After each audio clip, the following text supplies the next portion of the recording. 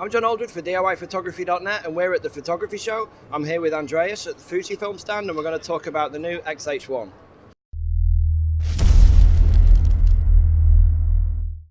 So Andreas, hi. Hi John. How are you? Very well, thank you. Had a good show so far? So far so good. 2 days down, 2 to go. Brilliant, brilliant. So tell us about the new X-H1. So we've got our new X-H1. It was announced on the 15th of February and it was available a couple of weeks ago. So it's really the first opportunity a lot of people have had to see the camera. It features our 24 megapixel X-Trans 3 sensor. It features the same X-Processor Pro that we've had on the other cameras, but what's new about the X-H1 is it's our first camera with inbuilt image stabilization. We've also bumped up the resolution of the viewfinder. We've now got an LCD panel on the top plate that we've seen on our GFX and obviously other DSLRs from before. But overall, it sort of like beefed up the specifications in line with what a professional photographer would expect. Right, and this has had a lot more video capabilities put into it than the previous camera. Yeah, we've been listening to our photographers who obviously need to start shooting video, and there's a much more of a demand for them to be a bit more of a hybrid. So this camera is exactly that. So we've added Cinema 4K functionality. The in-body stabilization obviously helps with that video.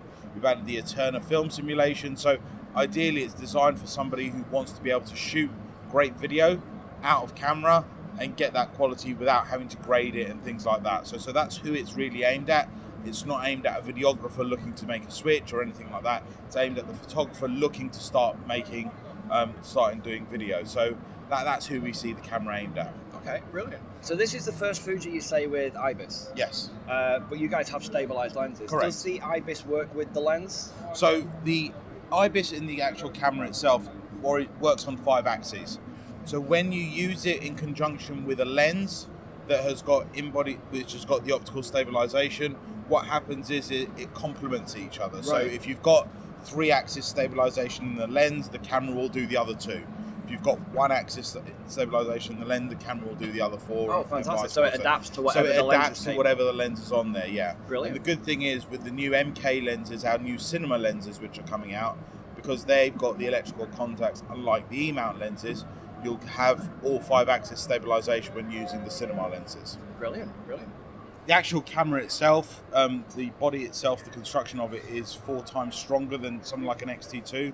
It's fully weather sealed. It's not that those cameras weren't either.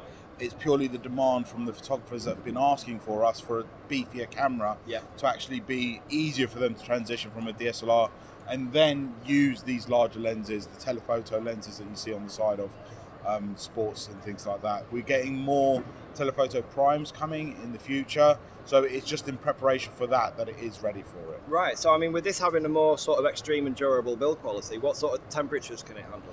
So it's exactly the same durability as the previous camera in terms of the temperatures and the sort of like the tolerances for rain and things like that.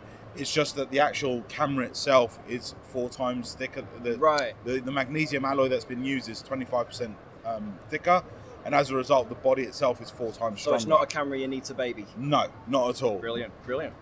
Okay. Well, lovely. Thank you, Andreas. No worries, John. Enjoy the rest of the show. You too. I'm John Aldred for DIYPhotography.net, and we'll see you in the next video.